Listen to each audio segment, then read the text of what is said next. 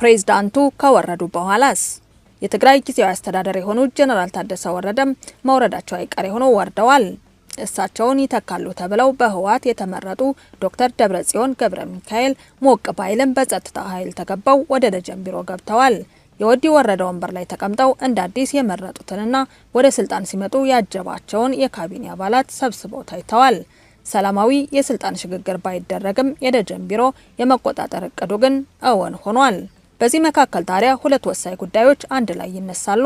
የፕሪቶሪያው ስምምነትና የጊዜያዊ አስተዳደሩ ህልውና ከህወሓት የስልጣን ሩጫ ጋር ተያይዘው የሚነሱ ናቸው።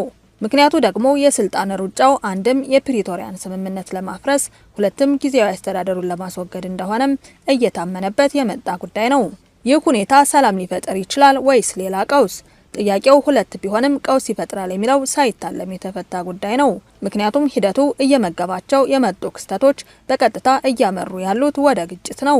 ግጭቱ ደግሞ ክልል ውስጥ ያሉ ኃይሎችና ክልሉ ከፌዴራል ጋር አለፍ ሲል ደግሞ ጉዳዩ ላይ እጃቸውን ከሚሰዱ የውጭ ኃይሎች ጋር ሊሆን እንደሚችል ይገመታል። በዚህ አካባቢ ትግራይን ማዕከል አድርጎ የሚቀሰቅስ አንድ ትልቅ አርማጌዶናዊ ቀጠናዊ ቀውስ እንዳይፈጠር እየተፈራ ነው። ህወሓት አመጣጡና ዓላማው ምንድነው ተብሎ የሚጠይቁ ሀሳብ ሰጪዎች እንደመነሻ ህወሓት ፓርቲ ማዳን በሚለው ዓላማው ፓርቲዬን አድኜ ህዝቤን አድናለሁ የሚል ነው። ህዝብ ማዳን እውነት ነው፣ ሐሰቱን ራሱ ነው የሚያውቀው። ፓርቲን የማዳን ሀሳቡ ግን እውነት ነው። ህወሓት ፓርቲው በፖለቲካም በህግም አደጋ ውስጥ ወድቋል። አቅም አለው ወይ ከተባለ አስፈላጊ የነፍጥ አቅም ስለሆነ ሰራዊት አለው። በዚህ አቅሙ ተማምኖ ህወሓት በዶክተር ደብረጽዮን መሪነት የወዲ ወረደ ቢሮ ገብቶ በለስላሳ መፈንቅለ መንግስት ፕሬዝዳንቱ ወርደዋል። አሁን ጥያቄው እዚህ ጋር ነው። ከወረዱ በኋላስ? ሰላም ጤና ይስጥልን የተከበራችሁ አድማጭ ተከታታዮቻችን፣ ለመሆኑ ፕሬዝዳንቱ ከወረዱ በኋላስ በትግራይ ሊፈጠር የሚችለው ምንድነው? እውነት ተስፋ እንደሚደረገው ምዕራብ ትግራይና ተፈናቃዮች ተመልሶ በጀት ተለቆ እንደተለመደ አስተዳደር ሰፍኖ በትግራይ ሰላም ይሰፍናል ወይስ በተቃራኒው ግጭትና ቀውስ ይከተላል? ህወሓትስ ምን ያደርጋል? የፌዴራል መንግስትስ እጁ ላይ ምን ካርዶች አሉት? የሚለው ጉዳይ ብዙ ሰው እየተወያየበት ነው። እኛም በዛሬው ጥንክራችን እነዚህን ጥያቄዎች ላይ መሰረት አድርገን በትግራይ ቀጣይ ዕጣ ፈንታ ላይ ከግራም ከቀኝም የሚነሱ ሀሳቦች ላይ እንወያያለን። በትዕግስት እንድትከታተሉን በአክብሮት እንጋብዛለን። ፕሬዝዳንቱ አንድ አመት የጊዜ ስልጣን ተጨምሮላቸው እንዴት በቀላሉ ወደ መውረድ አመሩ የሚለው ላይ የሚነሱት የተለያዩ ሀሳቦች ናቸው። የመጀመሪያው ምክንያት ተደርጎ የሚወሰደው በፌዴራል መንግስቱ ተገቢውን ድጋፍ አላገኙም የሚለው ሀሳብ ነው። እዚህ ጉዳይ ላይ አስተያየት የሚሰጡ ሰዎች እንደሚሉት ፕሬዝዳንቱ አንድ አመት ተራዘመላቸው እንጂ የተራዘመውን አንድ አመት መቀጠል የሚያስችላቸው ድጋፍ ከፌዴራል አላገኙም የሚል ነው። ይህ ድጋፍ ምን መሆን ነበረበት ተብለው ሲጠየቅ ብዙ ጉዳዮችን የሚነሱ ቢሆን ዋናው ህወሓትን አጀንዳ ማሳጣት የሚያስችል ድጋፍ መደረግ ነበረበት ይላሉ። የምዕራብ ትግራይና የተፈናቃይ ጉዳይ ቢፈታ ኖሮ ህወሓት የሚንቀሳቀስበት የፖለቲካ አጀንዳ አያገኝም ነበረም። በብዙ ተዳክሞ የነበረው ህወሓት ነፍስ እየዘራ ያለው ይህንን የምዕራብና የተፈናቃይ ጉዳይ ተጠቅሞ ነው። ፌዴራል መንግስት ይሄን ጉዳይ ቢዘጋ ኖሮ ህወሓት እስትንፋስ አጥቶ ከጨዋታ ውጪ ይሆን ነበረም። ምን ያደርጋል ታዲያ መንግስት እዚህ ላይ ምዕራብ ትግራይን እንደ መጫወቻ ጋር ተጠቀመበት እንጂ የሚል ሀሳብ ይሰጣሉ። በሌላ በኩል ከፌዴራል መንግስት በኩል ያለውስ ምክንያት ታይቷል ወይ የሚለውም ጉዳይ መነሳት አለበት። በእርግጥ ምዕራብ ትግራይ ለትግራይ ቢመለስስ ህወሓት ይደክማል ወይ የሚለው አንዱ ሲሆን ህወሓት ለመንቀሳቀስ አጀንዳ ያጣም የሚል ሀሳብ ይነሳል።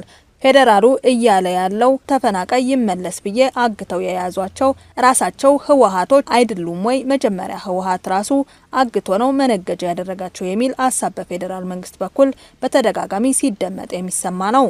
ያም ሆኖ ይህ የፕሬዝዳንት ታደሰ ወረደም ከስልጣን የመገፋት አንደኛው ምክንያት የሚሆነው ከፌዴራል መንግስት በቂ ድጋፍ ስላላገኙ ነው የሚለው ብዙዎችን የሚያስማማ ጉዳይ ነው።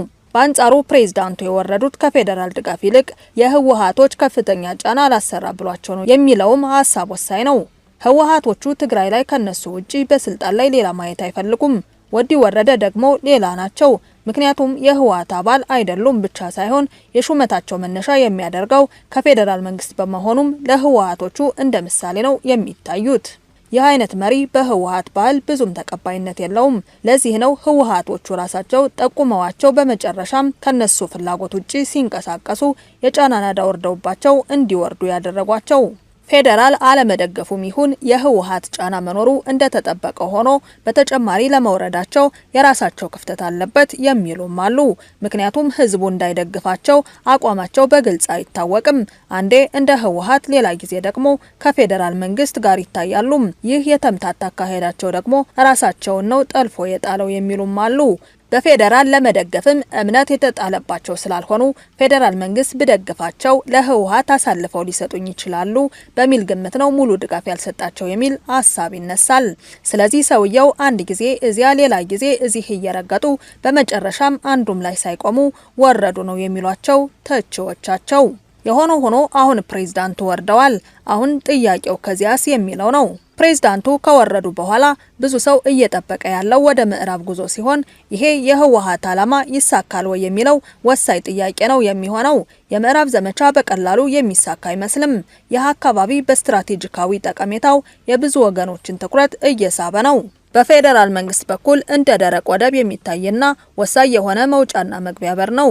ለህወሓት ደግሞ ግዛት ብቻ ሳይሆን መተንፈሻ ነው። ይሄን ቦታ ካገኙ በተሻለ መልኩ አቅም ያገኛል። ስለዚህ ለፌዴራል መንግስቱ ይሄን አካባቢ ለትግራይ መመለስ እዚህ ጋር ምቱኝ ብሎ ዱላ እንደማቀበል ነው የሚታየው የሚሉ ሀሳብ ሰጪዎች አሉ። ይህ አካባቢ አልፋሽካ ድንበር ጋር የሚገናኝ በመሆኑም የሱዳንንም ትኩረት መሳቡ አልቀረም። ሱዳን በተለይ አልቡርሃን ደግሞ ከኢትዮጵያ ጋር የገባበት ንትርክ እስከ ዱላ መማዘዝ ድረስ የዘለቀ ነው።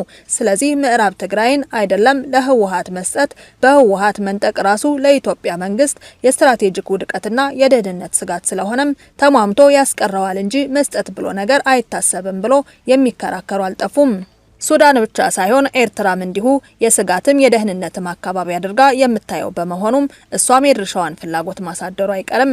ይህ ሁሉ የተወሳሰበ ፍላጎት ባለበት የምዕራብ ትግራይ ህወሓት ብቻውን አስመልሶ በይዞታነት ያስተዳድረዋል ማለት አስቸጋሪ ነው።